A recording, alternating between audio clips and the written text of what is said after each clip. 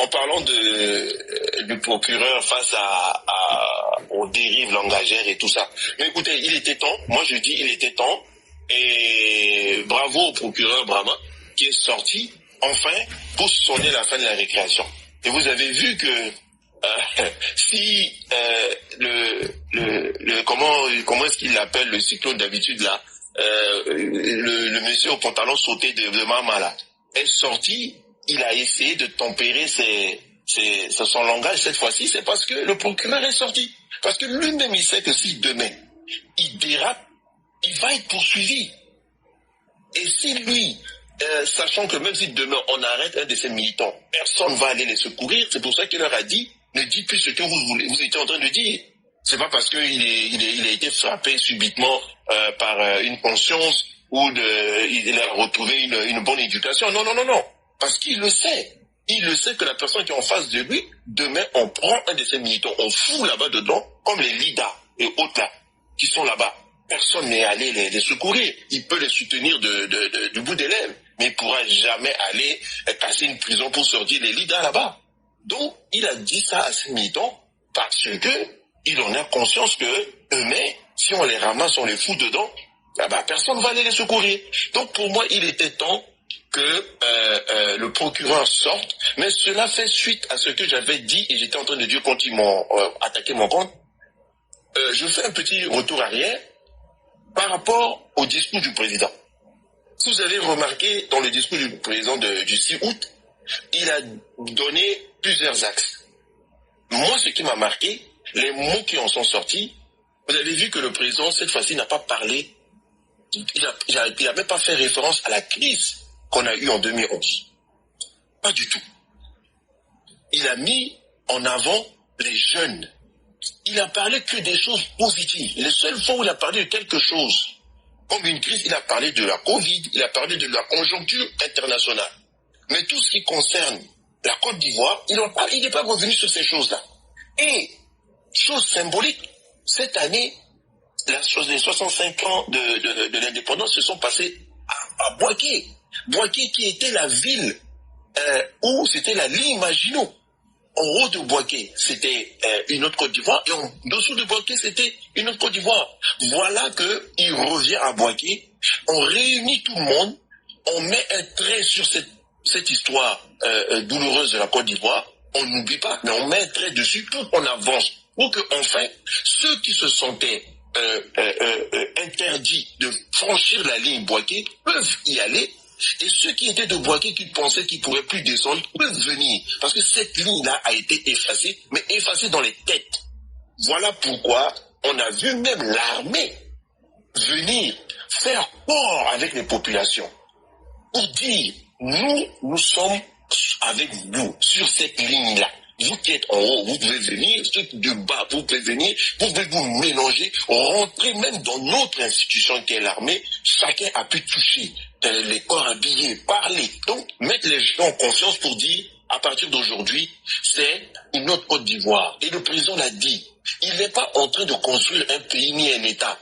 Ça, c'est déjà fait. Mais il est en train de transformer la société ivoirienne. Ça, c'est très important. Parce que transformer une société, on transforme une société dans les mentalités. Tant que tu n'as pas changé les mentalités, tu ne peux rien obtenir. Tu as beau construire ce que tu veux, tant que les mentalités n'ont pas changé. Tout ce que tu fais va être détruit, ou tout ce que tu fais ne bénéficiera pas à ce monde-là.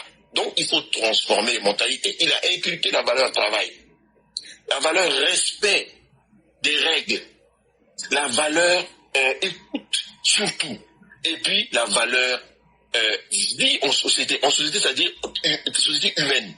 On ne fait pas n'importe quoi, on ne se comporte pas en sauvage. Quand quelqu'un t'a insulté, on ne fera pas comme Babou qui dit, moi je l'insulte et puis j'avance et puis ça s'arrête là. Non, on ne fait pas ça. Donc le président l'a dit, et voilà pour moi la base, la rampe de lancement de la sortie du procureur. Parce qu'il était temps.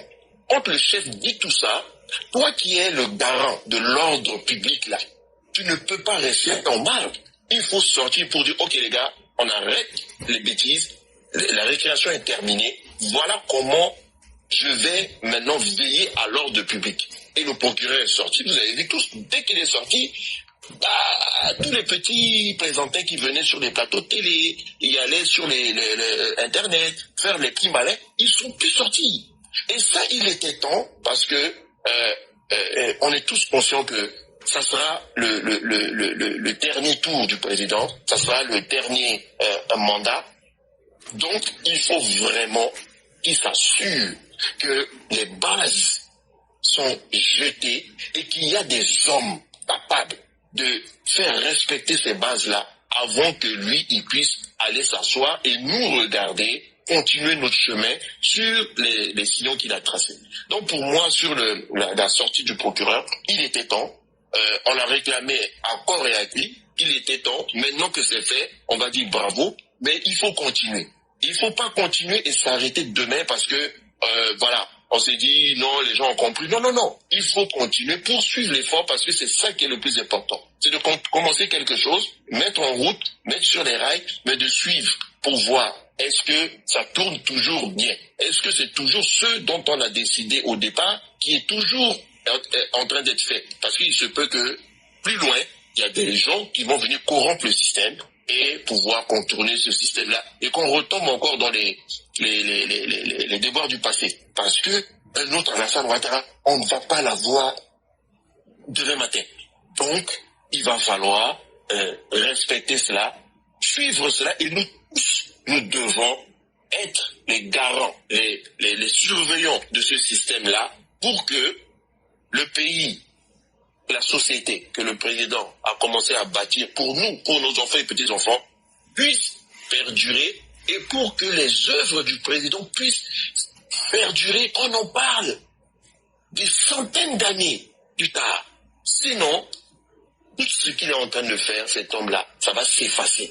Si on ne perpétue pas cette mentalité, cette éducation, cette société qu'il veut mettre en place. Donc voilà, sur ce premier sujet, ce que je voulais dire en faisant un peu un retour arrière. Entre-temps, je vais essayer de dire quelque chose sur ce que vous avez dit par rapport aux États-Unis. Éclaireur, je sais pas, hein, depuis que votre gars là, nous on l'appelle ici le clou nous ronge. Donc, depuis qu'il est arrivé, et c'est en cela aussi, on peut aussi déceler les limites de la démocratie, parce que la démocratie, malheureusement, comme tu l'as si bien dit, même René Martial, a le défaut de se baser sur la majorité et non le consensus. Donc, la majorité, si c'est une majorité idiote, excusez-moi, eh ben c'est les idiots qui vont nous gouverner. Mais aujourd'hui, on a l'impression que ce sont, excusez-moi du terme, les tocards. Regardez la définition de tocard dans le dictionnaire. Ce sont les tocards qui commencent à diriger le monde. Moi, l'image qui m'a le plus frappé dans la visite d'État de Poutine aux États-Unis, vous regardez en diplomatie, le body language est très important. La tenue des hommes d'État est très importante. Vous voyez un Donald Trump descendre de son avion, marcher sur ce tapis rouge-là avec son costume déboutonné, débraillé. Mais tu vas aller, ça montre déjà avec quelle légèreté il va traiter un problème qui pour lui est un jeu. Mais pour Poutine qui est en face, n'est pas un jeu. Poutine vient ici en matador. Il vient pour mater l'Amérique. Tu devais déjà, dans ta tenue, montrer à l'autre en face de toi que c'est du sérieux que tu viens faire, mais tu ne viens pas là pour plaisanter. Parce que quelle est l'image que tu donnes d'un pays aussi fort, aussi vénéré, un président débraillé qui vient devant toutes les caméras du monde et essaie de après faire reprendre le dessus, faire le chef. Moi, à la place de Poutine, l'humiliation aurait dû commencer par j'allais le prendre par le bout de son costume, essayer de le boutonner. C'est vraiment indécent. Et rien que ça m'a fait quitter les informations. Je n'ai plus revu cette histoire de visite de Poutine jusqu'à aujourd'hui quand tu as dit que les conclusions sont de vraies rigolades. Je n'ai même plus suivi, parce que ça m'avait déjà énervé, dégoûté, et je suis parti. Donc, pour moi, il est temps vraiment qu'à un moment donné, les gens puissent se rendre compte que, oui, il est vrai que la démocratie, c'est la majorité, et ainsi de suite, mais de temps en temps, il faut qu'on se rende compte qu'il y a aussi des majorités qui ne valent rien. Et dans la situation où se trouve le monde aujourd'hui, où les rapports de force s'intensifient, on a besoin des gens qui ont la tête sur les épaules, qui connaissent comment le monde fonctionne, qui savent où et comment et quand chaque plaque se déplace et où elle va pour pouvoir placer son jeu, placer son pays, placer son continent pour essayer de nous amener vers des lendemains, même si ce n'est pas des lendemains plus riches, mais au moins de paix. Mais avec ce qu'on est en train de voir, je ne sais plus quand est-ce que Poutine va prendre le dessus et un jour va nous déclencher une guerre. D'ailleurs, il y a une image qui circulait sur les grands médias d'information. On a vu Sergei Lavrov arriver aux États-Unis avec un switcher marqué dessus CCCP, qui est le sigle de l'URSS, dissimulé sous une petite veste. Mais vous connaissez les journalistes, ils sont allés filmer, disséquer, et on a vu ce sigle-là. C'est pour dire quoi? L'URSS a été déjà démonté. Pourquoi tu viens pour une telle bonne rencontre? Même si tu viens la veille pour préparer la rencontre, mais la façon dont tu t'habilles parle. Tu es le ministre russe des Affaires étrangères, mais tu viens avec ce t-shirt-là, avec CCCP, mais pour dire quoi? Tu es en train de nous envoyer le message que vous voulez reconstituer l'ancienne URSS. Et tu viens le dire sur la terre des Amériques. Mais ça, c'est un affront terrible. C'est un affront terrible. Mais ça, c'est permis par le clown orange. C'est permis par le clown orange. Qui, ma foi, un jour va se lever, demain, si on lui dit que il est en fin de mandat, il sera capable de nous faire un coup d'État.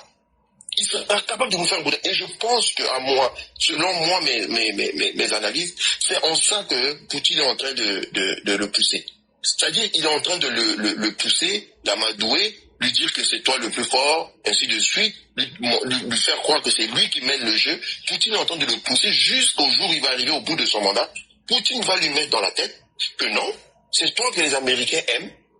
Regarde, depuis que tu es là, et comme l'Américain aime beaucoup l'argent, depuis que tu es là, ils gagnent beaucoup d'argent, c'est ça qu'ils aiment. Regarde, ils ne parlent plus, donc ils s'occupent de leur argent, donc tu peux toujours continuer. Et lui, il va penser que c'est une bonne chose, il va aller faire un coup d'État. Et c'est ce que Poutine attend. Le jour où il va avoir un coup d'État aux États-Unis, je vous assure, Poutine va devenir roi en Russie. Parce que plus rien ne va l'arrêter. Donc, sur ce volet-là, comme vous l'avez touché, je l'ai écouté, je voulais juste rajouter ça. Maintenant, je vais essayer de parler un peu de Figayo. Mais Figayo, je pourrais dire juste que moi je ris. Moi je ris, mais je ris en pensant au président de la République en disant, et que si vous vous rappelez, dans les débuts de 2020, les premières fois qu'on a commencé à intervenir sur ta plateforme, une des premières choses qui m'était venue en tête que j'avais dit, j'ai dit, le père Houphouët en partant, c'est au président Alassane qu'il a remis le code source de ce pays-là. Il a remis le... Et j'ai même répété voilà. ça aussi en pensant à toi-même, parce que c'était tellement vrai. Il a remis le code source de la Côte d'Ivoire au président Alassane, en lui disant où était telle richesse, où était tel élément. En tout cas, il lui a donné la carte matrice. Et aujourd'hui, le président est en train de réinitialiser la Côte d'Ivoire. Il est en train de réinitialiser la Côte d'Ivoire, mais en mieux. Parce qu'il y a un adage qui dit insensé qui ne fait pas mieux que son père. Il est en train de mettre la Côte d'Ivoire là où le père aurait voulu, mais limiter par les compétences et les moyens, certainement. Aujourd'hui, c'est son fils qui le fait.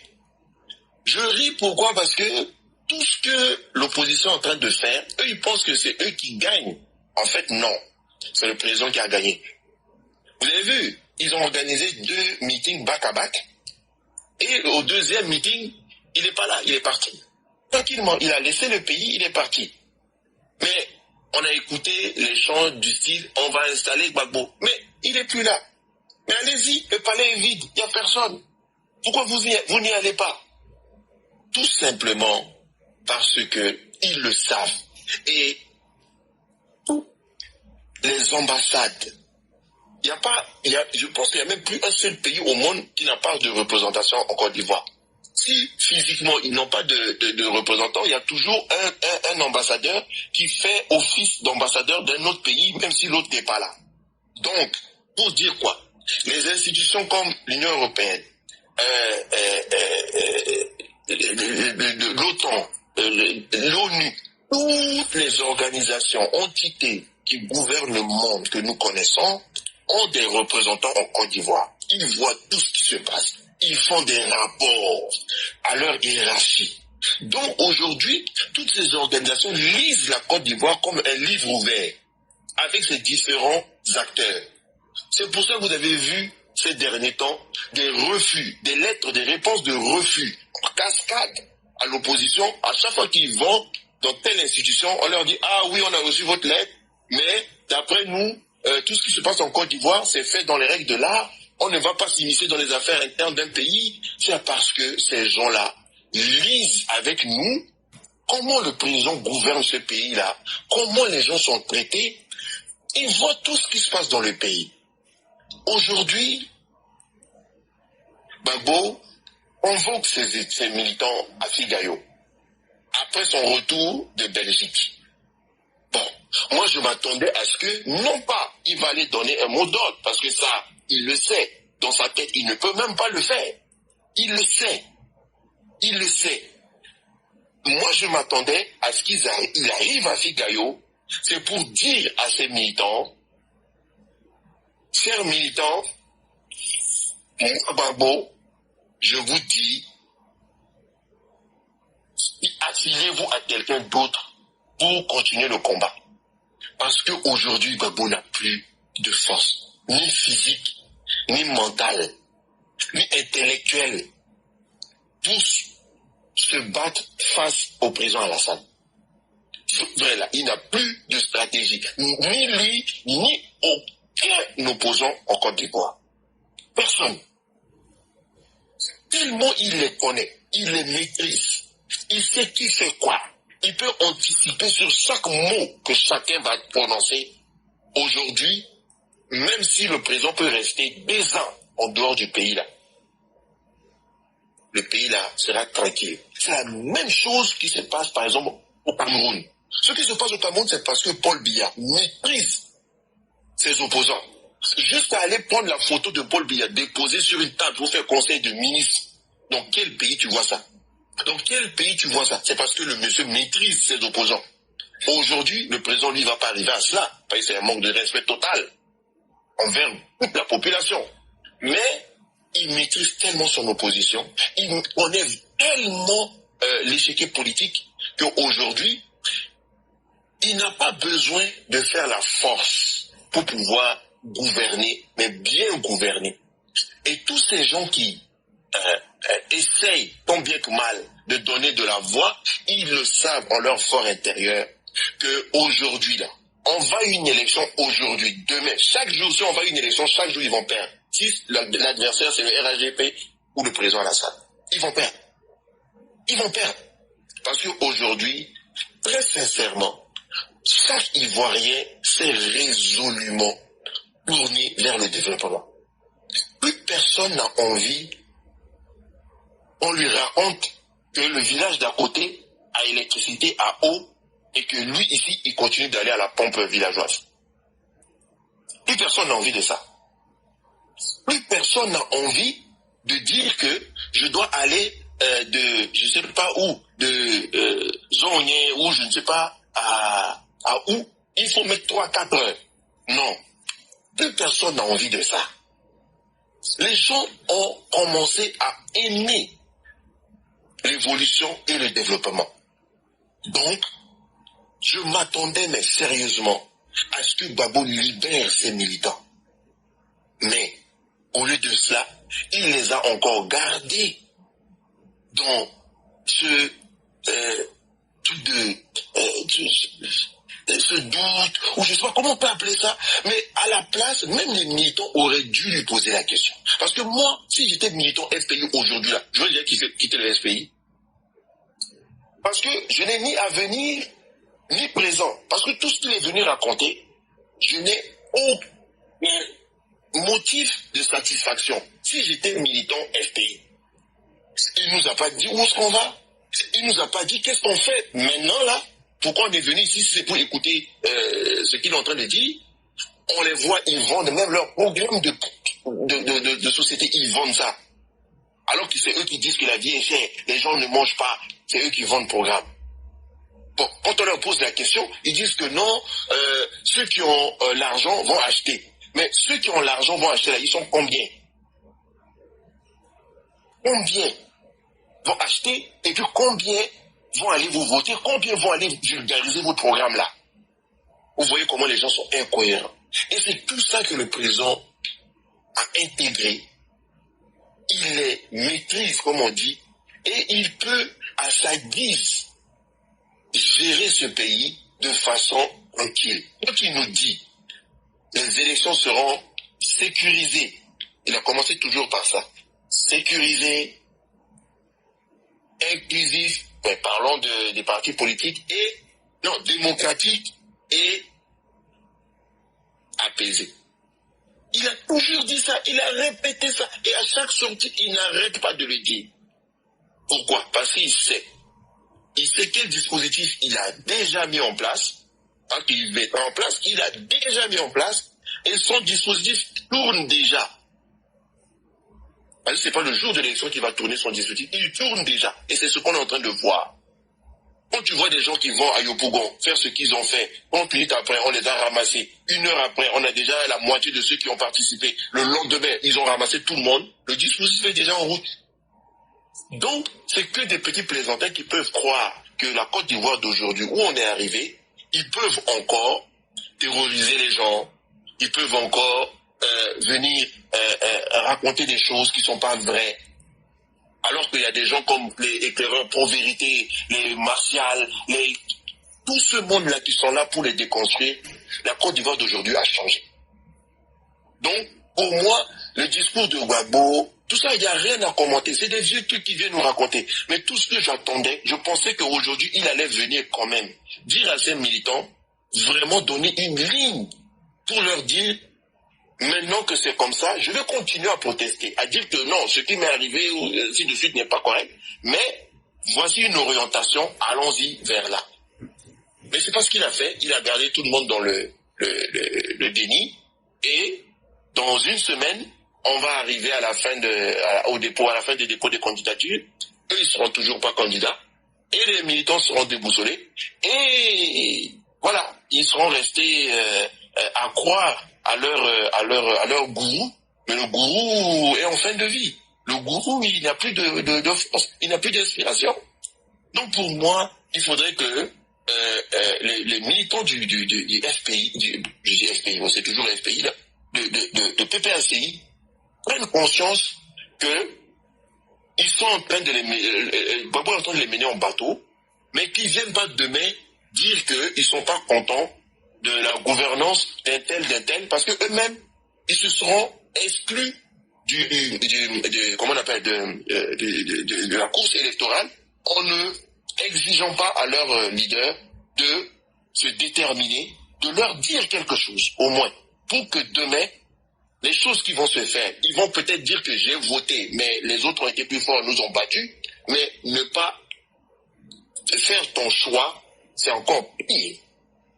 Parce que tu aurais pu faire basculer les décisions. Mais tu ne l'as pas fait. Ils ne l'ont pas fait depuis plusieurs années. Hein. Donc c'est pas seulement aujourd'hui. Et la plupart de ces gens-là n'ont pas de carte d'électeur. Et c'est aussi ça, le drame avec eux. Donc, Gbagbo les a gardés dans ce non-dit. et puis il continue de les entretenir comme ça, il l'écoute comme un gourou, et puis demain va finir, on va déposer les candidatures, et puis les élections vont passer. Parce que vous avez vu, les discours ont changé. On a commencé par non, il ne sera jamais candidat, on ne voudra pas. Après ça, non, s'il déclare qu'il est candidat, il va voir. Oui, non, là, il y aura plus de 4 mandats. Bon, vous voyez, ça évolue, finalement ils vont nous dire qu'il n'y aura pas d'élection. Et puis après, le jour où il y aura élection, ils vont dire non, on ne programmera pas les résultats. Finalement, on va programmer les résultats, ils vont dire non, mais non, il ne va jamais être investi. Il va être investi, et puis après on va avancer, et puis ainsi de suite. Oui, donc c'est pas du sérieux, mais pour moi, vraiment je suis déçu. Je suis déçu de ça. Au-delà de son discours qui est vraiment rien à dire dessus, hein, c'est du bavardage pour rien, pour meubler le temps qu'il a voulu passer avec ses militants. Mais voilà, pour moi c'est vraiment ça. Il y a quelqu'un qui... Oui, vas-y. Oui, ok. Et donc, bon, pour les réalisations du président, franchement, est-ce qu'on doit encore parler de ça? Oui, on va en parler, mais est-ce que c'est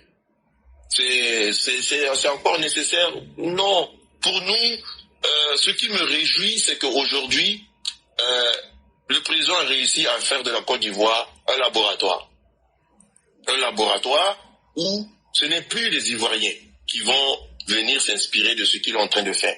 Ce sont les autres qui viennent. On a vu la semaine dernière, comment il s'appelle, le monsieur en Guinée, Doumbouya. Je pense que c'est son premier ministre qui était venu pour le 65e de l'indépendance, est reparti. Il leur a amené une maquette de ce qui est devenu la décharge de la Côte d'eau. Ils ont montré ça à Doumbouya, il était subjugué. Donc aujourd'hui, Doumbouya est en train de se dire, mais pourquoi est-ce que je ne viendrais pas prendre l'exemple de mon doyen Alassane pour faire en Guinée? Ça, c'est un laboratoire. On a vu un des ministres centrafricains qui est venu voir Zoro Bibalo pour copier comment est-ce que la haute autorité de lutte contre comment on appelle la bonne gouvernance, travaille pour qu'ils aillent implémenter ça en Centrafrique. Vous voyez, les exemples ne manquent pas. Aujourd'hui, pour moi, ma fierté, c'est ça. C'est que le président a réussi à faire de la Côte d'Ivoire un exemple, un laboratoire. C'est-à-dire qu'il met des choses en gestation, il fait sortir et tout le monde vient copier. C'est ça. Et c'est en cela que j'ai toujours dit. Le président travaille, certes, en Côte d'Ivoire, mais il travaille pour toute l'Afrique. Et la Côte d'Ivoire est la tête. Est la tête et toute l'Afrique va suivre. Mais toute l'Afrique va suivre ce qui va se passer en Côte d'Ivoire. L'exemple qu'il est en train de donner en Côte d'Ivoire va être ce que toute l'Afrique va suivre. Parce que ce n'est pas lui qui le dit. Ce sont ceux qui ne sont même pas dans le pays ou non sur le continent avec lui, mais plus loin encore, qui disent, attention, ce monsieur est en train de faire du bon travail. Toutes les institutions, les organismes, tous ceux qui sont les voix autorisées à noter, à apprécier une évolution dans un pays, on dit Alassane Ouattara, le docteur président, a réussi sur tous les plans. Je mets quiconque au défi, ici, de venir nous dire le plan sur lequel le président a échoué. Tous les plans, il a réussi.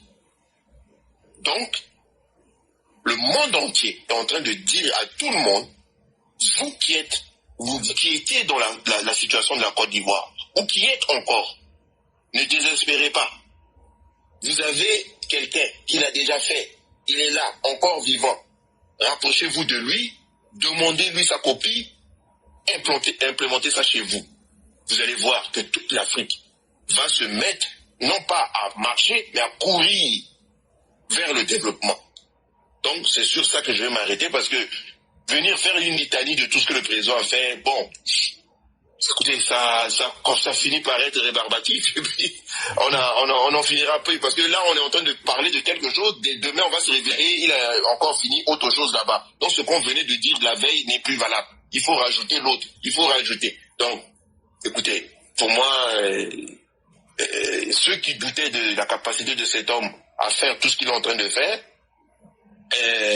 aujourd'hui, doivent dire que vraiment, nous qui sommes tous les jours à parler de lui, on a eu le nez creux ou on a été mieux inspiré, peut-être. Mais c'est à tout à notre honneur, hein. Mais c'est parce que peut-être qu'on a été guidé par les dieux pour nous dire c'est cet homme-là, il faut le suivre. Donc on l'a suivi. Voilà. Donc il n'y a pas de honte à changer de chemin et revenir vers nous pour dire, chers frères, vous avez suivi le bon guide et voyez tout ce qu'il est en train de faire. Même ce qu'il est en train de faire me profite à moi. Donc je vois pas pourquoi est-ce que un être humain vraiment conscient et puis qui veut son bonheur et l'évolution dans sa vie ne puisse pas venir à l'école du président. Donc pour moi vraiment, chère mère, chère EPV, voilà, sur les réalisations du président, comme le Né Marcel a dit, on aura le temps, les campagnes arrivent, on aura le temps de vraiment disséquer chaque élément et puis les présenter au monde. Mais là, pour l'instant, pour moi, si je dis quelque chose aujourd'hui sur tout ce qu'il a fait, demain, ça sera caduc. Parce que je suis sûr que là où on est en train de parler, il y a des ouvriers qui travaillent quelque part là-bas. Et demain, je vais me réveiller, c'est terminé, et ce que j'ai dit là est fini. Donc voilà, un peu de ce que je voulais dire, chère mère. Donc merci de m'avoir donné la parole. Waouh, vraiment merci beaucoup, merci infiniment. Merci. Et quand on regarde le panel, on voit que les Européens, l'Afrique, beaucoup nous ont quittés. C'est resté maintenant dans le temps Amérique. Donc c'est pas grave, on est encore là et tous les Européens qui sont encore là avec nous, on vous dit bravo. Surtout la Mao, la combattante est là, elle dort pas, hein. Elle est calée en bas là-bas. La Mao Fiona, merci beaucoup, merci infiniment. Enfin, déjà, très beau développement et c'est vrai, et on n'en finira pas d'en parler, hein. Les réalisations du Prado sont factuelles, donc c'est de ça qu'il s'agit. Babo Laurent encore dans les nuages, il n'est pas encore arrivé sur terre. Merci beaucoup, merci. Madingo. Oui, merci Ali. Oui, tu es là, tu as des questions? Oui, je suis là, j'ai des questions. Parce que maintenant c'est resté entre nous côté américain. Donc, professeur, à quelle heure on arrête? Bon, donc pratiquement, on sera presque tous fatigués, puis en pensant à vous, donc à peut-être 23h on arrête. Là, quand c'est comme ça, voilà. Il n'y a pas de souci. Ok, merci professeur. Ok, professeur, ce que je voudrais vous demander, en tant que spécialiste des comportements humains et autres là, est-ce que Babo Laurent ne développe-t-il pas une certaine pathologie parallèle ou bien liée à sa carrière politique? Bon, là, Madingo, je crois que vous me donnez un titre qui est très lourd, hein, spécialiste de comportement humain. C'est pas un peu trop? Il veut dire que tu connais les sorciers, quoi. De toutes les façons, je connais l'enfant des gens. En tout cas. Voilà. Mais effectivement, ce que vous dites, cher Père Madingo, c'est tellement bien vrai. Et je vais vous montrer un exemple. Et il a même réussi à tromper les militants du RHDP. Babo dit, ne dites pas, on va envoyer Petit Mossi au Burkina, en respect pour le peuple Mossi. Donc quand tu prends ce discours-là, ce que l'homme ordinaire va comprendre, Babo dit de ne plus insulter Alassane Ouattara. C'est comme ça que vous avez perçu le message. Alors que ce n'est pas ce que Babo a dit. Babo dit, comme actuellement je suis en train de séduire les peuples de l'AES, et comme les gens ne sont pas suffisamment intelligents, ce qu'on a dit là, j'ai vu les conséquences. Donc j'ai adapté mon discours. Ne cessez pas d'insulter Alassane Ouattara, continuez à insulter Alassane Ouattara. Mais par respect pour le peuple Mossi. C'est le peuple Mossi. Ne vous trompez plus pour insulter les Mossi. Mais il faut bien te poser la question. Est-ce que tous ceux qui vivent sur la terre du Burkina sont des Mossi? Mais Babo Laurent sait très bien de quoi il est en train de parler. Il sait que les gens ne vont pas faire de la même manière que les militants du RDR, RHD ne font pas la différence. Ils vont dire non, il dit de ne pas inciter les Burkinabés. Alors qu'il n'a pas dit de ne pas inciter les Burkinabés. Il dit le peuple moi aussi. Donc, qu'est-ce que ça veut dire ici?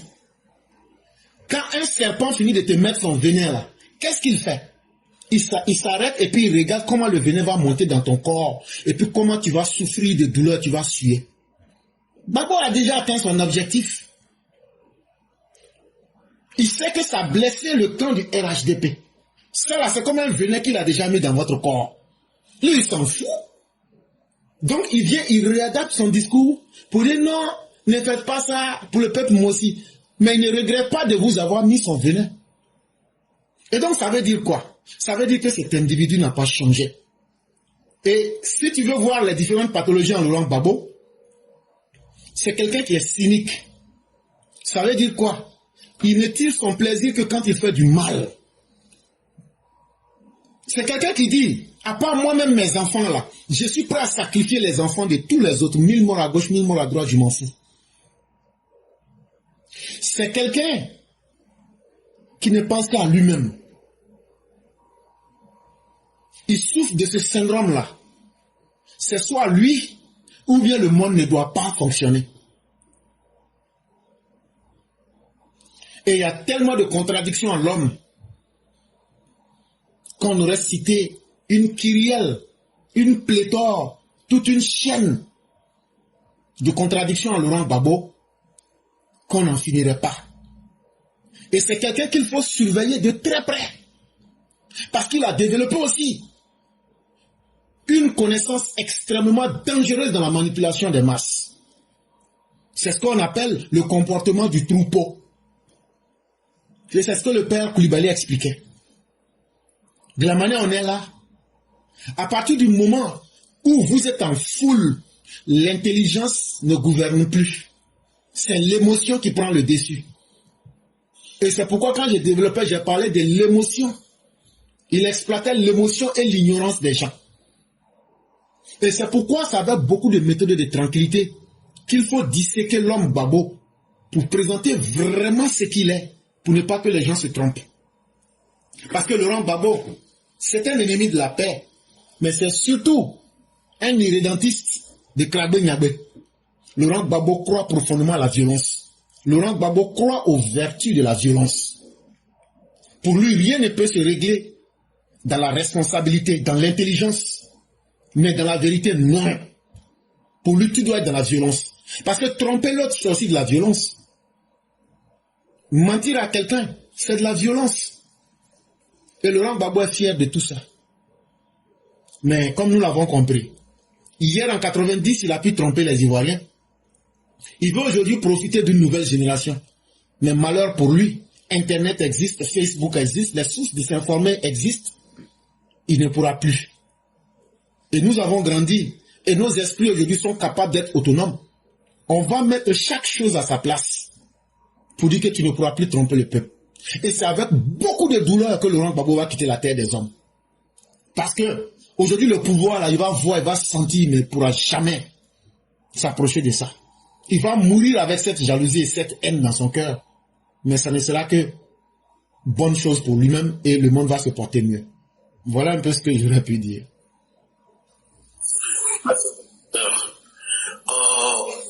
Ma deuxième question est sur le sommet, le soi-disant sommet Poutine-Donald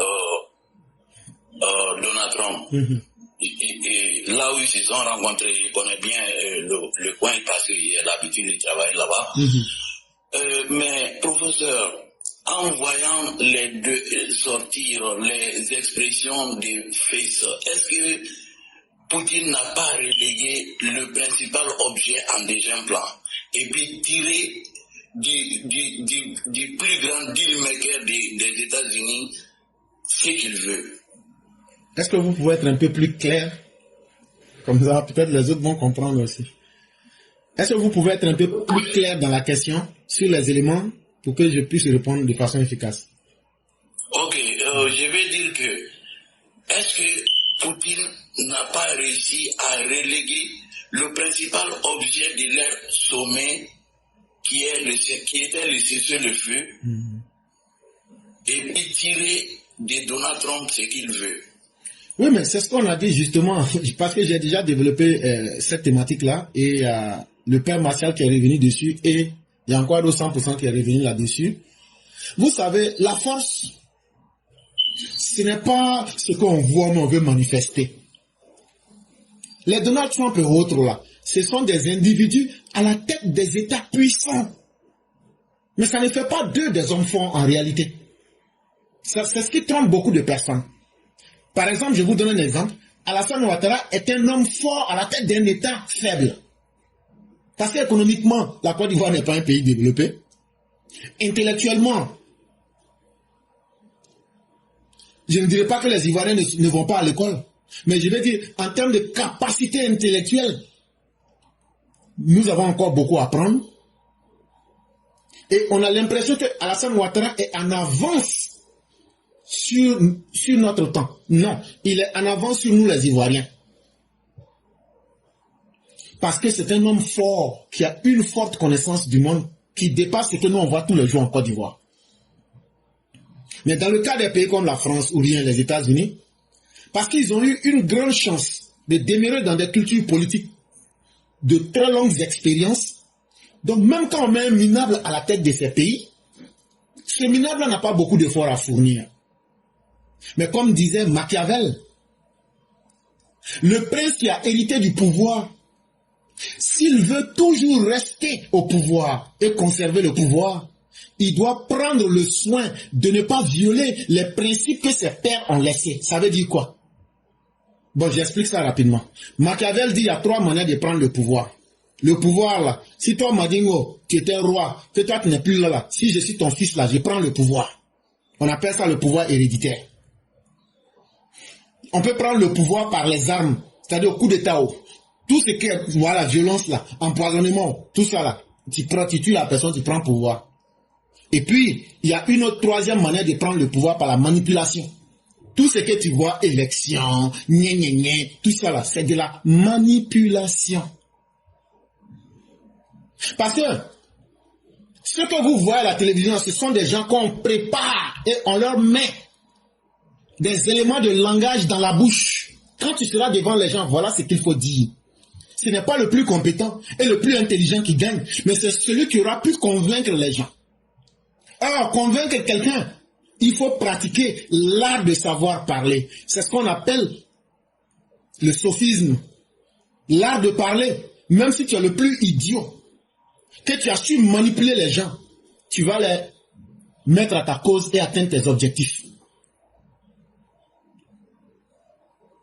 Et malheureusement, comme j'aime à le dire, on peut prendre des idiots, leur mettre des éléments de langage dans la bouche, faire une campagne, et puis ces gens-là se retrouvent à la tête de vos pays. Or, quand on regarde, Vladimir Poutine que vous voyez là, on peut le sous-estimer, on peut le négliger. Mais allez lire son profil. C'est un agent du FSB. Un des services de renseignement les plus puissants au monde. Ce qui est devenu KGB aujourd'hui. Ce n'est pas un plaisantin. Ce n'est pas un commerçant comme Donald Trump. Et donc c'est quelqu'un qui a été entraîné à détecter le comportement humain. Il faut être l'homme des services de renseignement le plus bête au monde pour tomber comme ça sur les choses comme un homme ordinaire. Et en plus de cela, il a été l'un des plus vieux présidents. Il a vu beaucoup de scènes, il a vu beaucoup de personnes. Il a vu beaucoup de puissants dans ce monde. Donc ce n'est pas une nouveauté comme Donald Trump qui va l'inquiéter. Ce qui fatiguait Vladimir Poutine, il y a 2 choses qui le fatiguent. Comment maîtriser la politique à l'intérieur de la Russie actuelle. Et ça, il a déjà réussi. Il a cadenassé cela. Quand il avait quitté le pouvoir, il a mis un homme lige. Et après, là, il est venu se faire réélire. Cela lui a permis de cadenasser le peuple de la Russie. Il a eu les éléments techniques pour convaincre les Russes. Je suis en train de vous redonner votre puissance du passé. Pour recréer l'empire Russes. Est-ce que vous n'entendez pas ça? Et donc ça redonnait de la dignité aux Russes. Même s'ils ne sont pas d'accord avec lui, ils vont prendre une vengeance sur l'histoire. Même s'ils ne sont pas d'accord avec lui, ils vont accepter de l'accompagner pour prendre leur vengeance sur l'histoire. Quand la Russie a été méthodiquement démantelée et humiliée à travers le Gorbatchev. Et donc, après avoir géré ce premier élément qui pouvait le fatiguer, parce que Vladimir Poutine est très intelligent, il a lu le petit livre de Machiavel. Il y a deux choses qu'il faut avoir, le peuple et l'armée. Maintenant, ce qui lui manquait, c'est l'élément temps. Le temps change tout. Et le temps offre de nouvelles opportunités. S'il a duré au pouvoir, là, c'était le temps de se mettre en embuscade pour attendre le dirigeant le plus faible que l'Amérique allait faire l'erreur de mettre. Et c'est ça qui est celui que vous voyez là, l'homme avec ses cheveux en dressé de brousse là. Et aujourd'hui, il a encore l'opportunité du temps, en plus des raisons intérieures qui lui sont favorables. Mais regardez, selon lui, ses caprices, en termes de temps, qu'il dicte. Sinon, Donald Trump a fait plusieurs ultimatums. Dans 10 jours, si tu ne fais pas ça. Mais est-ce que ça a effrayé le monsieur? Il est resté zen. Il dit dans 10 jours, quand les 10 jours vont finir, tu vas te déculoter. Mais c'est pas après les 10 jours, elle est venue pour demander on n'a qu'à faire réunion. Il dit, ok, mais la réunion là, pour te déculoter encore là, on va pas faire ça ailleurs, hein. On va pas faire ça en Europe, on va faire ça chez toi à la maison. Vous n'avez pas dit que je suis un paria sur la scène internationale. Je vais venir chier mon caca et puis mon pipi là, je vais faire ça. En Amérique. Ça veut dire je vous ai obligé à me redonner de la valeur internationalement, mais à partir du sol américain. Oh non, ça fait mal. Et donc, malheureusement, comme vous étiez en train de le dire, il faut que nos États fassent beaucoup attention. Et cette erreur, la Côte d'Ivoire l'a connue à travers Laurent Gbagbo, un individu qui n'a aucune idéologie politique, un individu qui n'est qu'un anarcho-syndicaliste, qui a pris le pouvoir. Au moment où il est au pouvoir, c'est comme lui-même là, il cherche à être lui-même son propre opposant. Toujours dans le gourou politique. Parce qu'on a mis des hommes faibles à la tête de l'État. Et ça, il faut que nos États africains fassent beaucoup attention. Et le monde entier même doit faire beaucoup attention. Parce qu'on est dans une incertitude et on ne sait pas comment les choses peuvent se terminer un jour. Voilà un peu la réponse. Je ne sais pas, peut-être j'ai été un peu dans tous les sens. Je ne sais pas si vous avez compris ma réponse. S'il y a des choses que vous n'avez pas compris, vous... J'ai très bien compris, professeur. Merci. Ma dernière question est vraiment personnelle. Vous savez que je suis victime de Laurent Gbagbo, qui a brisé mon rêve à Abidjan. Mais professeur, depuis que j'ai immigré aux États-Unis, je n'ai jamais aimé mon travail. Quel que soit le travail que j'ai fait ici, quelle que soit la rémunération. Et qu'est-ce qui peut expliquer ça? Est-ce qu'il y a une solution pour... C'est comme une thérapie qui peut changer ça? Effectivement, Madingo, la question elle est simple. Hein? En fait, tant que tu n'es pas chez toi-même, tu n'es pas maître de toi-même. Ce qui fait que tu ne peux pas aimer, même si on te prend milliards, banque, on te donne l'argent, il faut t'asseoir, tu es le directeur de la banque, il faut dépenser l'argent, tu ne seras pas satisfait. Tu sais pourquoi? Parce que ton âme, où on a déposé ton esprit est né là, si tu ne vis pas sur cette terre là, tu es toujours comme un homme à qui quelque chose manque. Ça veut dire toi-même tu manques à toi-même. On est mieux que chez soi. C'est ça la vérité. Et pour te dire la vérité, c'est un phénomène que nous tous on vit. À un certain moment, tu te dis peut-être que je me suis libéré de la misère, je me suis libéré de beaucoup de problèmes, je vais rester en Occident et je vais pouvoir devenir quelqu'un. Mais après un temps, tu te rends compte que même si on te donne des milliards, tu n'es rien dans leur système. Tu n'as qu'un détail. Tu n'as qu'un numéro de social security. Et finalement, ton esprit à l'intérieur de toi-même, c'est qu'on appelle le surmoi, commence à te donner des premiers signes pour te dire, mais est-ce que tu es pleinement humain? Est-ce que ton humanité là, tu profites de ça en tant que toi-même? Et tu vas voir beaucoup d'éléments qui vont te convaincre que ce n'est pas mauvais de venir rechercher le bonheur, mais il ne faut pas oublier le chemin du retour. C'est ce qui va faire ta grandeur.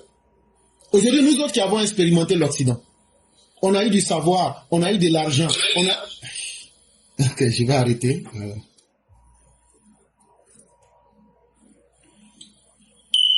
Ah, c'est inachevé, professeur. Oui, quand il y a trop de bruit, ça m'empêche de pouvoir parler. Je ne sais pas, bruit là vient d'où?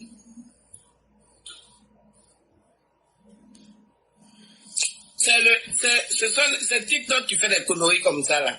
Quand ton micro n'est pas fermé, il récupère tous les bruits au fait. Ok. Mais professeur, moi je vais aller dans le même sens un peu pour que tu puisses rentrer en profondeur parce que c'est très très important ce que tu disais tout à l'heure. Moi je trouve que l'aventure, ce que je vais ajouter puis poser la question aussi, je trouve que l'aventure n'est pas faite pour des gens qui ont déjà réussi en Afrique. Parce que moi je me dis quand tu as déjà réussi en Afrique comme le cas de Mandingo, parce que Mandingo a dit qu'il gagnait bien sa vie en Côte d'Ivoire avant qu'il n'immigre ici. Et quand c'est comme ça, ce sera très difficile pour toi de pouvoir t'intégrer. Mais pour quelqu'un qui n'était pas encore posé en Afrique, quand tu vas à l'aventure, tu pourras t'en sortir. Mais quand tu es déjà posé chez toi, et que un coup comme ça, tu pars à l'aventure à cause de la situation de ton pays, c'est pas facile de pouvoir t'intégrer. Est-ce que ce n'est pas le cas de Mandingo? Oui, Michel, mais c'est ce que j'étais en train d'expliquer. Mais vous savez que moi, chacun, quand tu te connais, il faut être capable d'être avec les gens. C'est-à-dire que quand moi je suis en train de parler comme ça, là, je peux réfléchir sur plusieurs choses. Mais il suffit d'un petit bruit, là, je perds en même temps le contrôle. Les gens vont trouver que je suis difficile. Mais je ne peux plus répéter ce que j'étais en train de... Parce que quand c'est comme ça, je peux me disperser sur moins 5 ou moins 6 axes de réflexion. Mais quand les gens font du bruit où on doit répéter les mêmes choses, et maintenant là, je vais être extrêmement ferme. Dès que j'entends un bruit, habituez-vous, chers tous à cela. Dès que vous entendez un bruit et que j'arrête, ça veut dire que je ne vais plus pouvoir continuer. Parce que ce ne sont pas des choses écrites. Je ne cesse de le répéter, c'est des choses que nous puisons à l'intérieur de nous-mêmes. Il faut être à ma place. Ça fait extrêmement mal à la tête. Et je ne sais pas comment on va dire ça aux uns aux autres, mais c'est extrêmement blessant et à la limite même, on peut considérer que c'est un manque de respect. Voilà comment je vis ça. Parce que quand on me freine, c'est comme une voiture, tu es en train d'aller à 100 à l'heure et puis tu bloques ça un coup. Et en même temps, on veut qu'il puisse être dans son plein potentiel. C'est extrêmement difficile pour moi. Il faut que les gens se structurent. Sur les autres plateformes, les gens peuvent faire ça. Mais nous sommes une plateforme d'enseignement. Évitons, ce n'est pas dans le désordre qu'on pourra enseigner les gens. Ce qu'on dit ici, là, c'est extrêmement important. Ça va servir aux générations à venir. Les gens ne lisent pas beaucoup. Les gens ne font pas beaucoup de recherches. Donc quand quelqu'un pose une question là, c'est pas la question seule de la personne que je veux répondre. Je réponds à plusieurs autres éléments pour amener les autres qui vont plus tard faire des recherches à découvrir d'autres niveaux de réalité. La question de Mandingo, j'aurais pu la répondre en 1 minute. Et c'est ce que la mère a dit. Et je revenais à cette même thématique. C'est parce que quand tu n'es pas dans ton environnement, tu n'es pas un homme complet. La beauté et la force d'un homme, c'est d'abord d'être dans un environnement où tu as la pleine possession de ton humanité. Et cela, pour nous autres Africains qui avons quitté l'Afrique, si nous voulons nous retrouver un jour, comme j'étais en train de le développer, si c'est le savoir qu'on a eu, c'est l'argent qu'on a eu, quel que soit ce que tu as eu, c'est le jour qu'on va retourner en Afrique, mettre ça en valeur, qu'on va être capable de dire, j'ai atteint mes objectifs. Et c'est à cela aujourd'hui que nous n'invitons pas nous autres, qui sont les sacrifiés. Mais surtout, c'est à nous de donner la leçon à nos enfants. Pour dire, vous pouvez faire mieux en Afrique, parce qu'il y a tout à refaire là-bas. Et comme ça, un jour, l'Afrique pourra peut-être compétir avec les grandes nations. Voilà un peu la réponse que je voulais donner.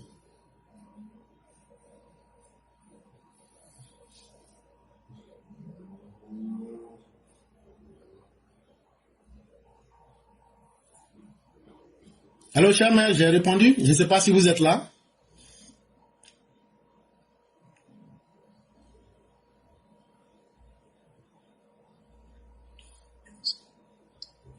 Allô? Je pense qu'elle est allée encore souffler sous son canari. Justement. Je suis là, hein. Et tu vas souffler sous le canari, là, ça rien ne va m'atteindre. Voilà, vous voulez faire une diversion. Ton gars est en train de parler, toi tu vas souffler. Je connais ça, connaissez. La vieille mère à Krajo m'a écrit, elle m'a décrit votre affaire là. C'est ça. La vieille Amélie. Amélie. La vieille à Krajo là, elle voit pas Gbagbo Laurent vient quoi. Oh, non mais, moi c'est les gens comme les Eli Pada là. Ils connaissent ma vieille mère d'Arajo, quoi. Eli Pada. Il y a trop de plaisanteries. Trop de plaisanteries, les internautes. Lui, son Dieu ne lui parle que concernant le président. Son Dieu ne lui dit rien d'autre. Hein. Des mauvaises choses. Toujours. Ton Dieu n'est jamais dans le côté du bonheur, toujours dans le malheur. Non. Et ce qui me sidère, c'est que le gars, il prend un air sérieux quand il dit des bêtises comme ça. Mais il y a des gens, mais le problème, c'est ceux qui croient en lui, parce que c'est eux encore les plus... Mais c'est ça. Malheureusement. Ça fait 15 ans. Ça fait 15 ans que vous répétez les mêmes choses. 15 ans, hein. Ça, je comprends pas comment les gens font. Il y a des gens qui se font condamner à l'ignorance. Malheureusement, on ne pourra pas grand chose pour ces personnes. Ouais, mais c'est malheureux. C'est malheureux. C'est malheureux. C'est vraiment ce qu'il y a des gens qui sont dans la perdition. Il y a beaucoup de gens qui sont vraiment dans l'aliénation, je pense. Comment tu peux, à un moment donné, te réveiller quand même? Vous dites, mais lui là-haut, tout ce qu'il nous raconte depuis là, on n'a même pas vu une once d'un début de réalisation de ce qu'il dit. Mais non, ça... Non, mais tu sais, souvent pouvoir se détacher des liens, c'est dans ça qu'on voyait un peu le petit livre de Platon, La République, où on nous parle du mythe de la caverne. Il faut dire que on est dans une société, on est dans une famille, et souvent là, pour se détacher de ces règles, là, de ces cordes là, c'est pas souvent facile, hein. Il faut que tu puisses te réveiller et puis faire bouger un peu ton esprit. Et très peu de personnes peuvent le faire. Malheureusement, c'est ça qui endoctrine beaucoup les gars. Depuis ils sont petits, on leur explique, Ouattara il est burkinabé, Ouattara il n'est pas bon. Mais on leur a jamais expliqué les raisons. Donc eux aussi, ils ont grandi avec l'esprit qu'il ne faut jamais questionner leur propre esprit. Mais pourquoi les gens disent cela? Et quand vous les prenez comme tu le dis, tu les mets en face de la réalité, pourquoi vous détestez Ouattara? Ils n'ont pas de raison. En réalité, la vraie raison, nos papas détestaient Ouattara et c'est comme ça qu'ils nous ont enseigné. Nous, on a grandi dans ça et on ne fait que répéter. Voilà, c'est toute la raison qui est là. Alors que quand nous disons que Gbagbo a été un danger pour la Côte d'Ivoire, c'est lui-même ses faits et ses propos qu'on met en face de tout le monde. Avant de dire ce qu'on pense. Donc, vous voyez la grande différence. Ils n'ont jamais de développement. Quand ils te disent, ils essayent même de te dire pourquoi ils détestent le président. Ils développent jamais rien. Ils te donnent seulement des slogans. C'est tout qu'ils te donnent. Il n'y a rien. C'est basé sur rien. Et quand tu pousses un peu le gars, il abandonne ça, il revient dans des sujets tout embrouillés. Tu te prends du coq à l'âne. C'est leur spécialité, voilà. On reste dans un sujet, on saute, laissons ça, on n'a qu'à passer à tel sujet. Voilà. Oh non, bon là, si c'est pas un étranger, regardez Djiba d'être qu'il a ramené. Mais ça va avec moi. Toi, il saute, il bouille. Oh non, ces gens-là, je comprends pas. C'est pas ce qu'on fait. Voilà, ce gars-là, c'est parce que c'est un homme du Nord qui est venu donner la différence, qui est venu montrer la différence après Papa Oufou. C'est tout ce qui leur fait mal. Il n'y a pas autre argument. C'est tout qui est là.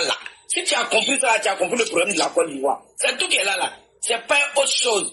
Parce qu'après Papa Oufou, on n'a vu personne qui a envoyé un changement à la Côte d'Ivoire si ce n'est Papa Ado. Et c'est ça qui est leur problème. Et c'est ça leur haine. Voilà l'explication de leur haine. Il n'y a rien d'autre. Alors qu'eux-mêmes là, les Gbagbo Laurent là, il est malien. On ne comprend pas. Franchement, eux-mêmes là. Même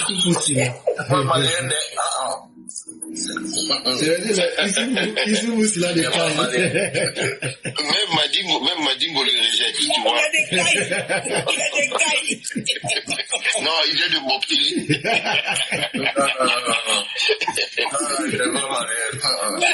Il vient de Mopti. Jusqu'à même les Maliens même le réclament. Ou bien professeur. Les Maliens même le réclament. Alors, il faut bien gros éclairer, il va te dire où il est. Non, mais non, Madingo, t'inquiète pas, je sais qu'il sait d'où il vient.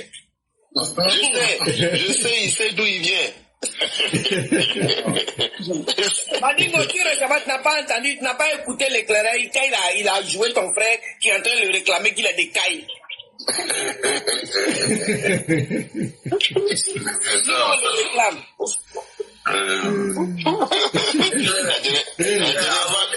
Professeur, avant de fermer, moi j'ai une question. Selon vous, dans quel domaine Alassane Ouattara doit s'appuyer prochainement pour nous émerveiller de plus et pérenniser sa conviction du développement? C'est dans le développement humain. Parce que tout ce qu'il a fait là, je crois qu'il y a des gens qui, ça va être un cas d'école comme disait à 200%. Aujourd'hui, là, qu'on le veuille ou pas, si tu enlèves Alassane Ouattara de l'échiquier politique, il y a une norme qui va s'imposer. Est-ce que tu peux faire comme Ouattara? C'est la question qui va demeurer dans la tête et dans les esprits des Ivoiriens. Dans le village, les gens, c'est au fait puis Ouattara qui travaille, sinon vous Donc, il y a quelque chose sur laquelle le pouvoir de Dr Ouattara n'avait pas travaillé. C'était la construction de l'homme intérieur. Ça veut dire quoi? La discipline. Mais qu'est-ce qui a fait que les grandes nations là aujourd'hui sont en sérénité? C'est l'ordre et la discipline. Tu commets une erreur, tu payes ça cash, sans état d'âme. Quand tu vas à la justice, ce n'est certes pas un monde parfait, mais la justice ne va pas elle-même se saboter en allant dans un niveau où tout le monde voit que vraiment il n'y a pas de justice. Mais sous le régime Ouattara, tout le monde le dit. Il n'y a pas de justice. Nous, on l'a dit ici pendant 5 ans. Les opposants l'ont dit. Donc là, ça ne doit plus être le régime de Ouattara qui doit se gêner pour appliquer la justice. Et c'est en pratiquant cette justice-là qu'on va mettre les plus forts et les plus faibles en confiance. Et tout le monde va savoir que vraiment on va dans un autre sens. Donc le travail physique que tout le monde pouvait voir est fait. Mais le travail non physique, immatériel, qui doit être fait pour maintenir, pour que nous soyons à la hauteur du développement qui est fait et pour que nous puissions respecter le travail du président Ouattara, c'est des hommes qui sont construits à l'intérieur d'eux-mêmes. Sinon, le grand travail qui a été fait là, si ça a des bougnoules qui disent demain là, on va brûler à cause d'une élection, le travail du président Ouattara sera brûlé avant 5 ans. Si c'est des gens qui peuvent prendre des pioches pour aller casser le goudron et puis ils savent qu'il n'y a rien après, le travail du président Ouattara va disparaître dans 5 ans. Si c'est des gens que nous ne formons pas et qui doivent être des insulteurs publics, ça veut dire un jour on va élire un insulteur de maman et de père des gens à la tête de notre pays, comme l'homme aux cheveux jaunes d'un certain pays, qui se dirait le plus puissant au monde. À partir du moment où vous mettez un clown à la tête de votre pays, c'est l'avenir de plusieurs générations qui seront détruits. Et donc, en tout cas, dans ma perspective, c'est sur le développement humain. Et je ne parle pas du développement humain qui se trouve dans les livres du FMI ou bien dans les livres de la morale des soi-disant organisations des droits de l'homme. Parce qu'il y a tellement d'endroits où il faut défendre les droits humains. Mais ceux-là se trompent.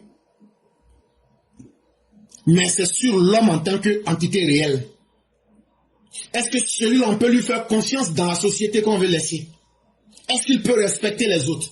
Est-ce qu'il peut accepter la différence? Et est-ce qu'il peut accepter d'aller au-delà de tous les mensonges qu'il avait mis en prison? L'endoctrinement, le tribalisme, la haine, le rejet de l'autre. Quand on va réussir au travers des exemples, mais surtout des corrections qu'on va donner à travers la justice, ça va permettre à beaucoup de personnes, surtout que la Côte d'Ivoire, il y a une erreur grave.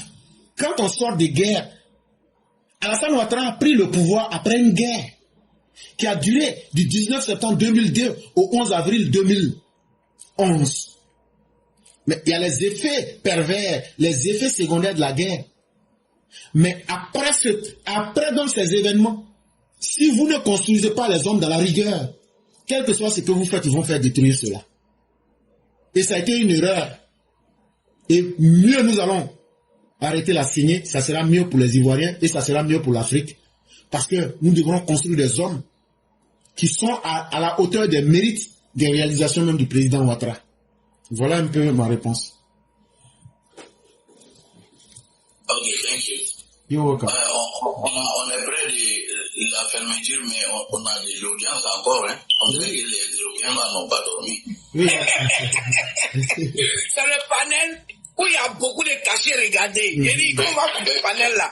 Ils sont comme ça. Ils sont comme ça. C'est quand ça finit que ça doit continuer chez eux. Ils sont comme ça. Professeur, j'ai une question. Hier, quand je regardais, j'étais en train de suivre le meeting de Gbagbo Laurent sur un panel là.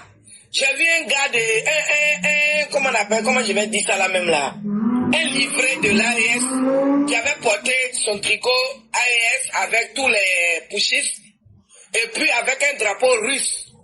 Qu'est-ce que ce message, quel message veut-il véhiculer et est-ce une violation à nos lois? Bon, de prime abord, ce n'est pas quelque chose qui est une mauvaise chose.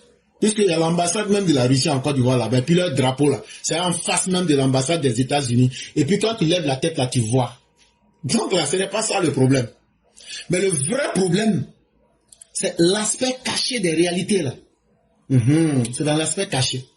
En réalité, c'est un message pour dire, nous aurions souhaité aujourd'hui que la Russie puisse venir créer le chaos en Côte d'Ivoire. Mais je ne crois pas que ce soit prudent pour un Burkinabé. Vous dites qu'il était en Côte d'Ivoire et il se comporte de cette façon. Il veut aujourd'hui souhaiter que la Côte d'Ivoire soit dans le même état que les états de l'AES parce que c'est comme ça qu'ils ont commencé. Mais aujourd'hui, je tiens à leur dire que l'actualité et les événements mondiaux évoluent. 2025, 2020 sont des années différentes. Pas plus tard que cette semaine,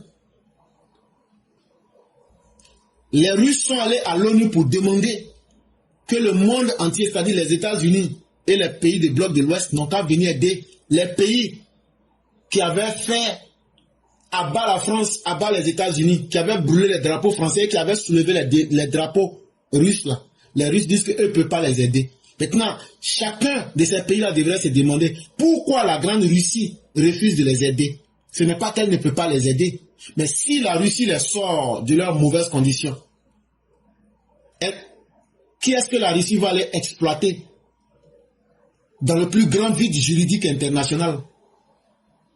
C'est ça la question.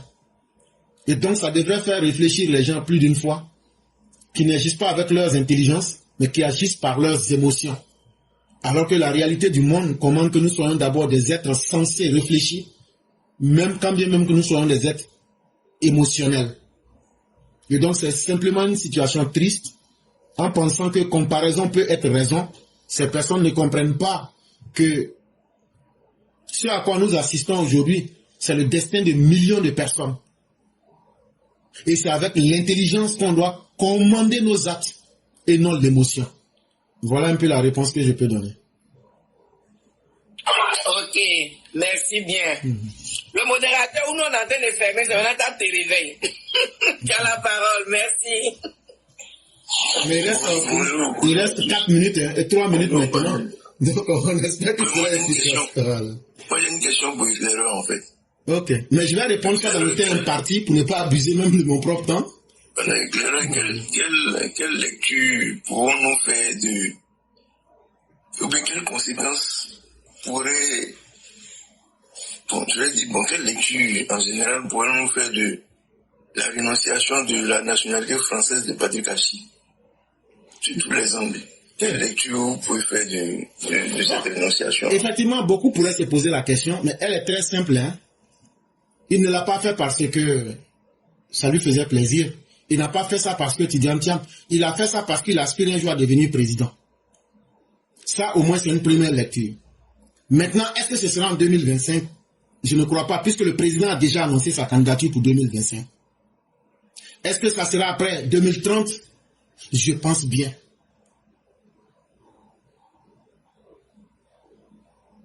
Et ce n'est pas une mauvaise chose, puisque c'est un Ivoirien. Il a la pleine possession maintenant de la nationalité ivoirienne. Et contrairement à ce que beaucoup ne savent pas, c'est que Patrick Achi n'est pas allé acquérir la nationalité ivoirienne. Je pense que sa maman est française. Mais s'il a pu abandonner la nationalité française, ça veut dire qu'il y tient.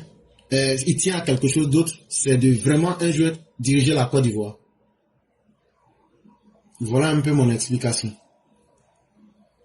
C'est clair. Je vais peut-être rajouter un peu de ce que tu dis.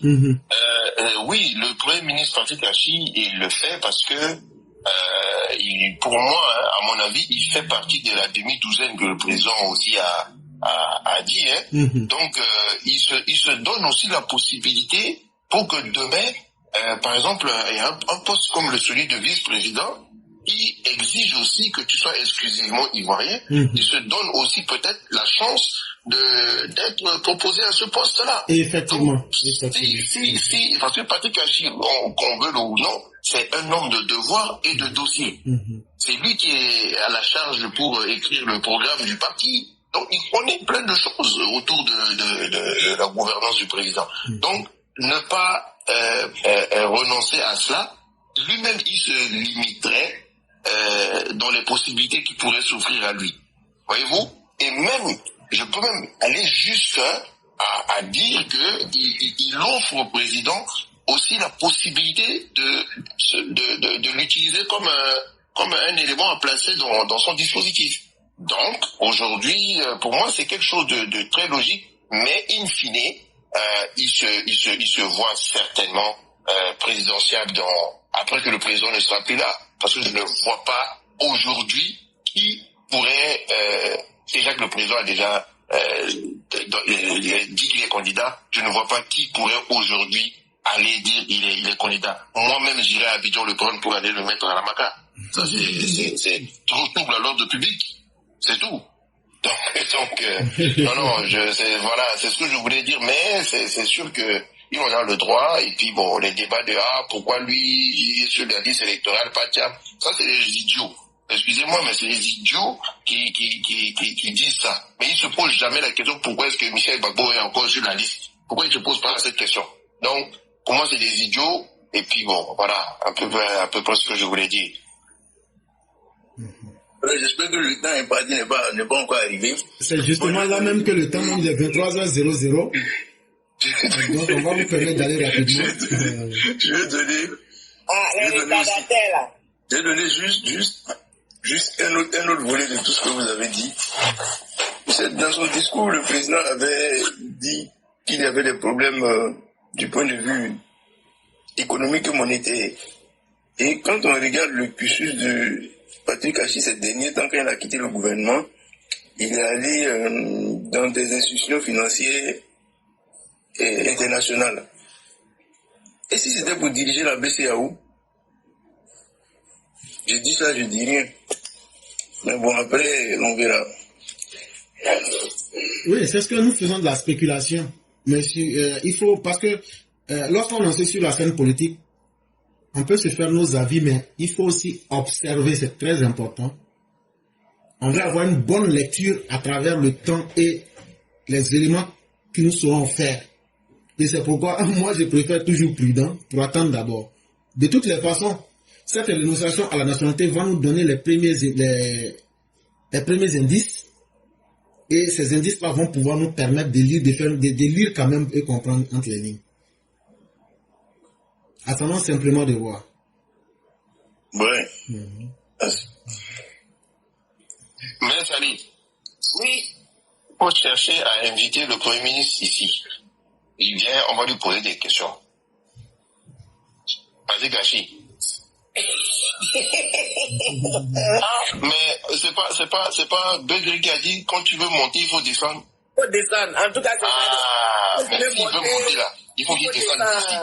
Il faut qu'il descende d'ici. Et puis voilà. Aïe. Inch'Allah, ça se fera un jour.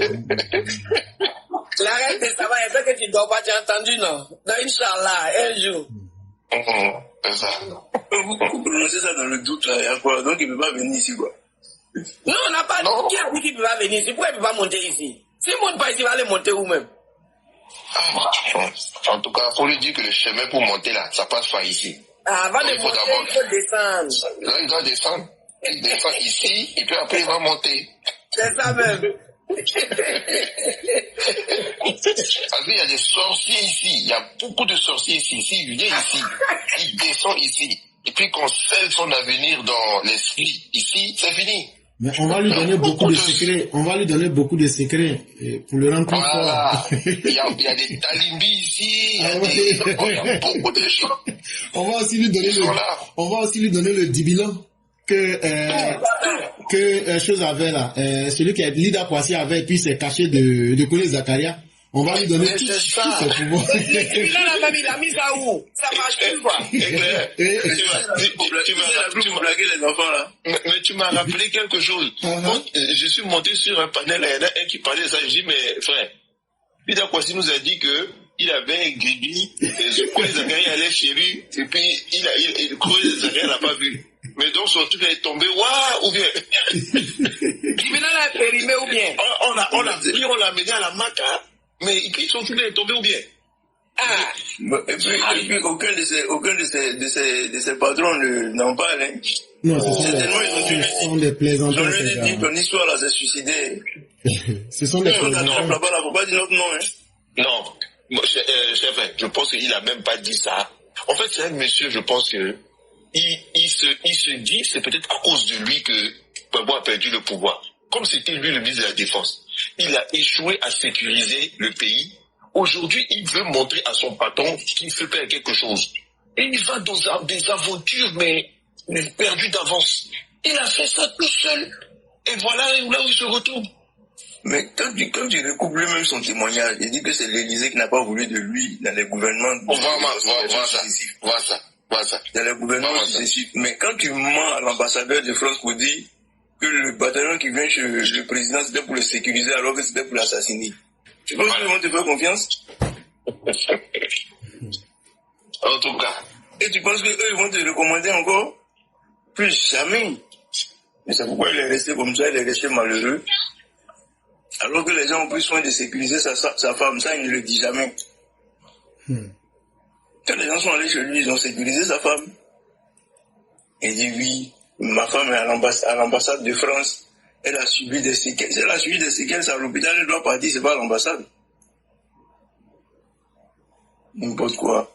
Et même son aide-camp avait témoigné, la dernière fois, son aide-camp a dit une fois que les éléments qui sont arrivés chez Lida Kwasi, c'était les éléments d'Adams. Et comme eux et Adams ont été formés dans la même unité, Adams lui a dit, mais tu fais quoi ici? Nous, on ne vient pas pour des individus, on vient pour le système. Viens partir, viens se casser. Il dit malheureusement, il n'est pas parti. Mais toi, tu viens nous raconter que quoi? Zakaria est rentré chez toi, Zakaria n'est même pas arrivé chez lui. Ça, c'est son aide quand il a témoigné ça. Et ça, il y a longtemps, son témoignage là, ça date de 2003-2004. Ça, il y a longtemps. Eux pensent qu'ils vont venir raconter. Bon, quand il dit ça aux jeunes, des gens qui dorment encore chez leurs parents, et puis tu leur dis d'aller déstabiliser un régime. Mais ça, c'est suicidaire. Et puis quel régime? Le régime d'Alassane Ouattara. Ça, c'est suicidaire. Et aujourd'hui, voilà. Personne, lui, il est rangé aux oubliettes comme ça. Hein. C'est fini. Hein. Et je ne pense pas qu'il va sortir du jour au lendemain. Ça, c'est terminé. Toutes les mesures de clémence, ça, c'est fini.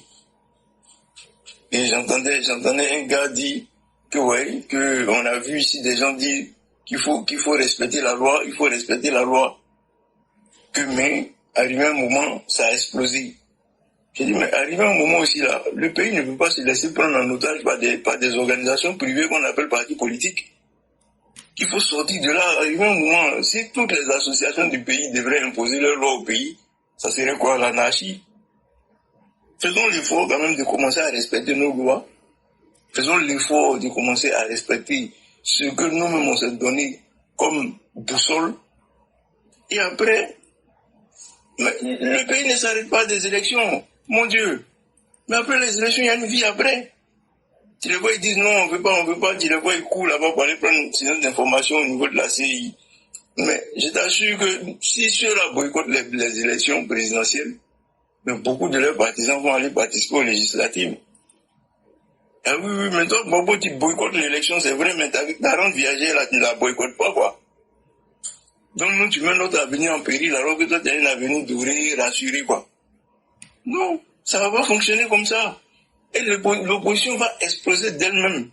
C'est dommage, quoi. C'est dommage que qu'on ne soit arrivé là. Pourtant, ils ont des candidats potentiels. Il y a Ouattara Bello, il y a, de l'autre côté, il y a Jean-Luc Billon qui a bouclé même ses parrainages récemment. Mais, pourquoi des gens sont jusqu'au boutistes? Ils sont dans la politique encore des années 60, dans la politique encore des années 90-2000. Le pays a évolué. Le pays a évolué, mais les hommes politiques n'ont pas évolué. Et ça, c'est dommage. Moi, il va m'arrêter là, comme c'est la fin. Il n'y a pas de problème. Vraiment, merci à vous. Et merci à 200%. Et merci à ces milliers de personnes qui nous ont suivis.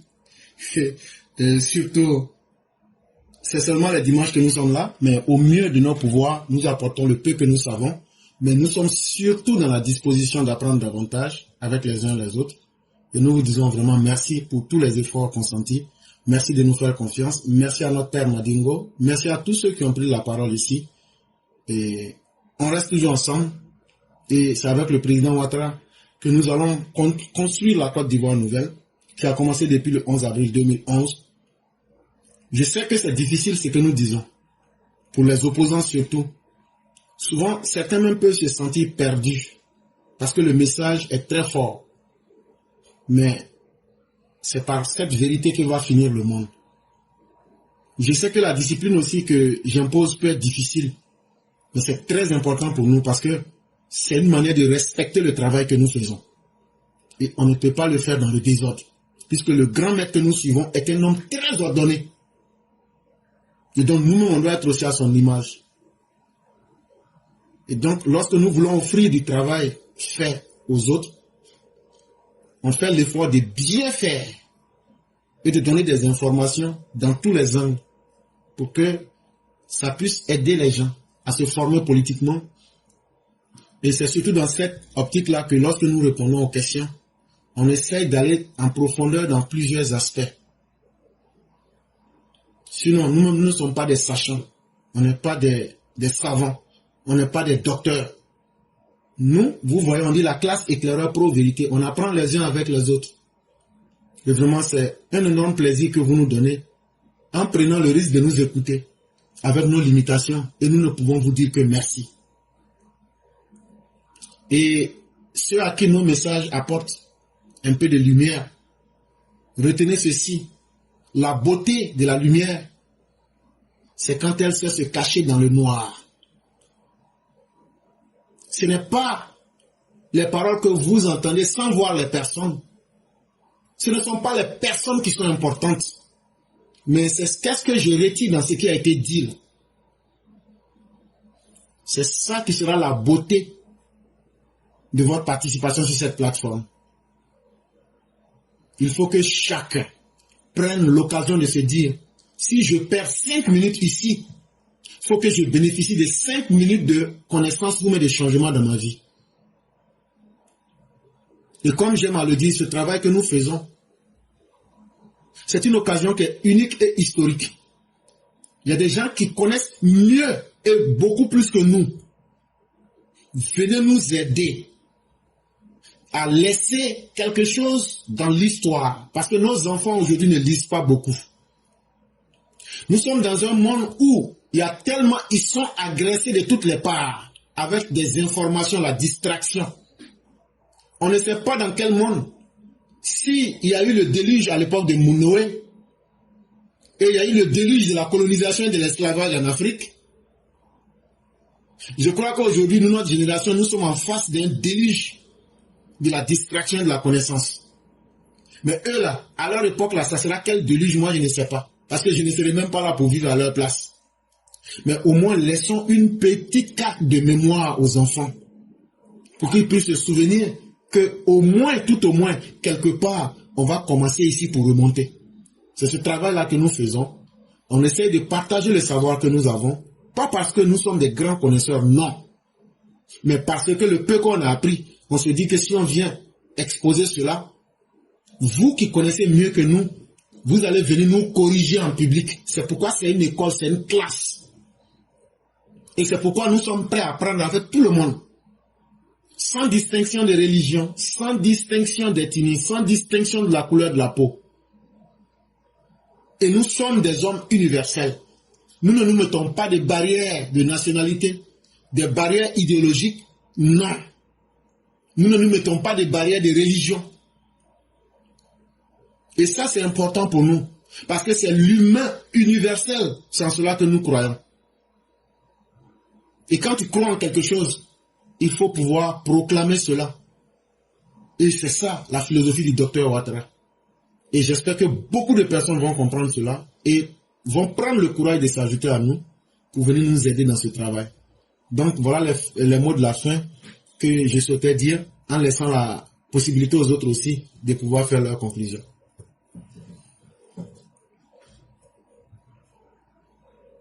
Bon, écoutez, merci beaucoup.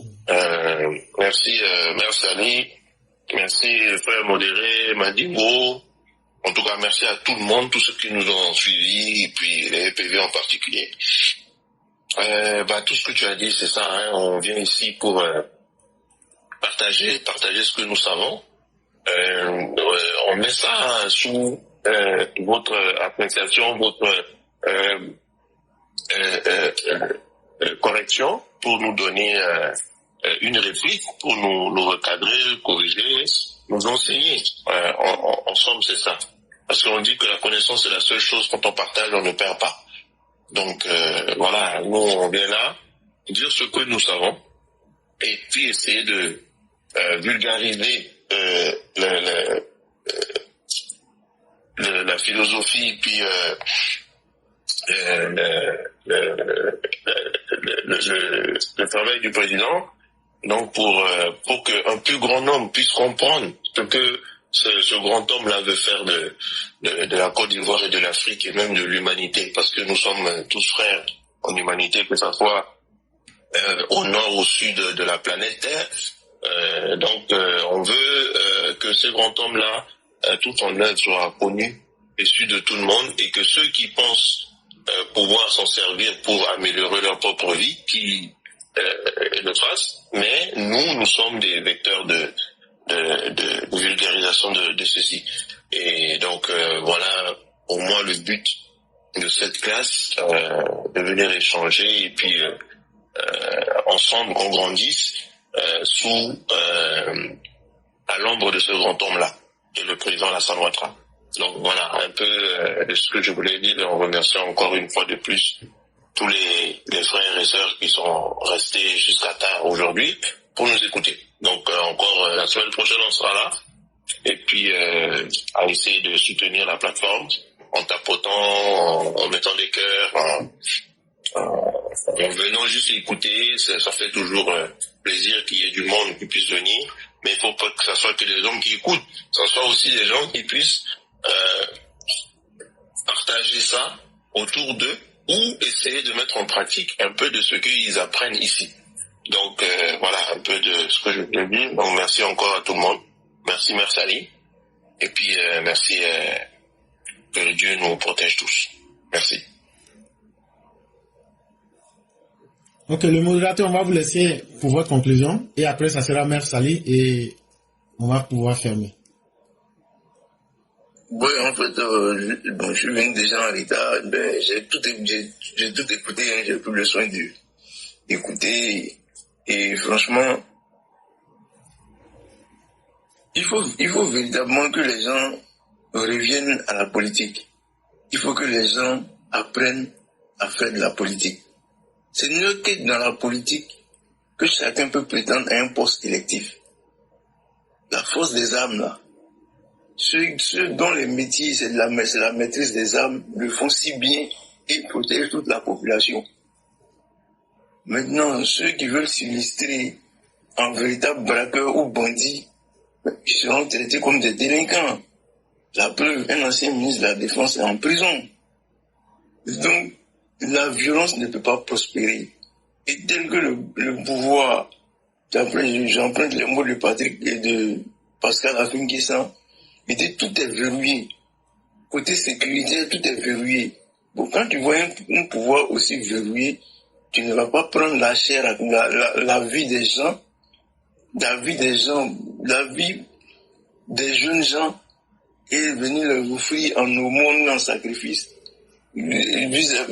face à une répression. Non, il faut que les gens arrêtent. La politique, c'est aussi simple. C'est comme un match de foot. Chacun vient avec des stratégies. Tu peux bien jouer et perdre le match. Ta stratégie peut ne pas marcher et sur un coup du sort, tu peux gagner. Mais pourquoi les gens pensent, bon, déjà quand tu viens à un match et qu'ils pensent que tu as perdu, mais va te préparer pour une prochaine fois. Nos hommes politiques sont victimes d'impréparation. Moi, je n'avais jamais vu dans le monde un programme de gouvernement qu'on vend. Ça, je n'avais jamais vu. J'ai vu des présidents ou des anciens présidents qui font leur mémoire et qui le vendent en librairie. Ça, j'ai déjà vu. Mais un programme de société que tu dois donner aux gens, ils vont lire pour pouvoir te voter. Tu le vends. Mais vraiment, c'est que la galère ne dit pas son nom. Bon, je dis ça, je dis rien. Parce que le procureur nous écoute.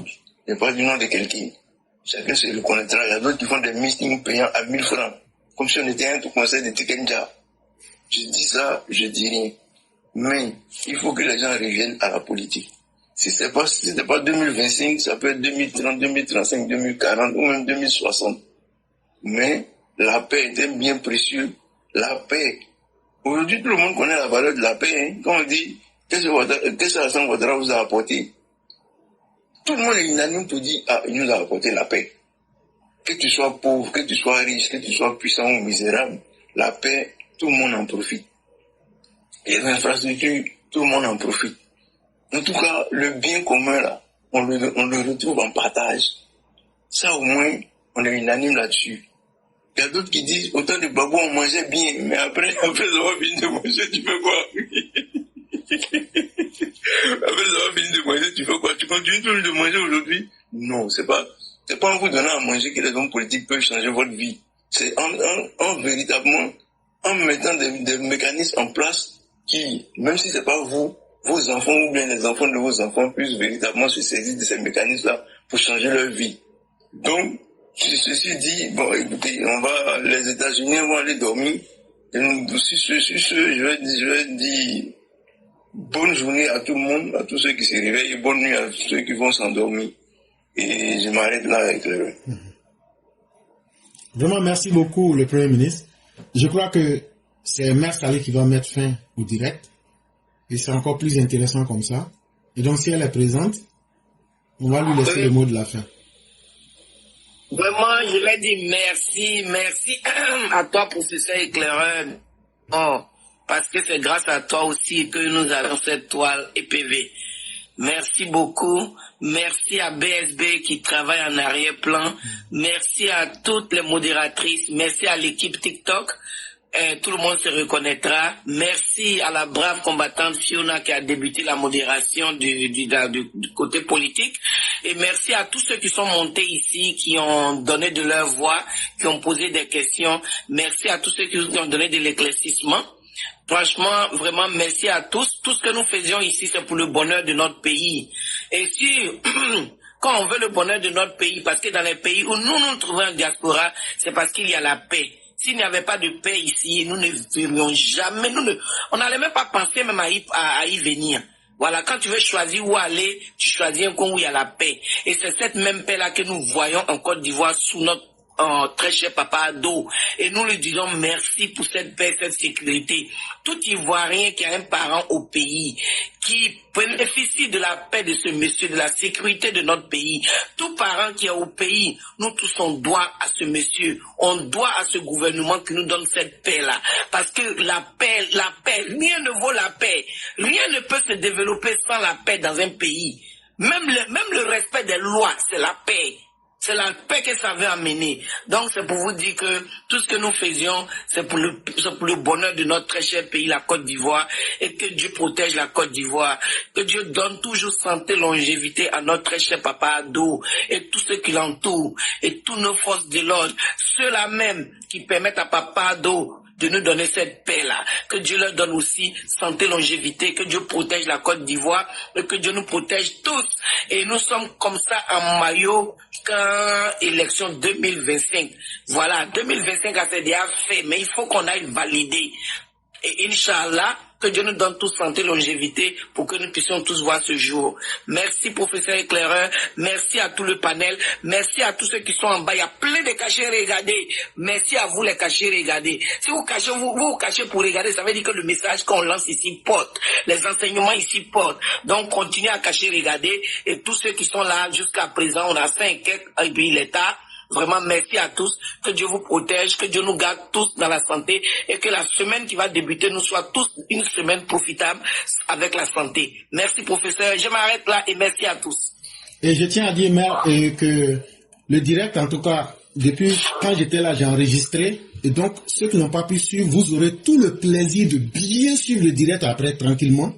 Parce qu'il y a beaucoup de choses qui ont été dites. Et donc, on va poster ça sur toutes nos pages Facebook, sur toutes nos pages YouTube et sur toutes nos pages TikTok. Donc vous aurez le temps de suivre l'entièreté du direct et on va faire ressortir certaines thématiques pour bien montrer les choses. Et avec votre permission, peut-être dès que vous allez couper, si vous m'envoyez le nombre de participants, j'aimerais bien mettre ça pour dire merci à ces milliers de personnes qui nous ont suivis. Vraiment, merci beaucoup.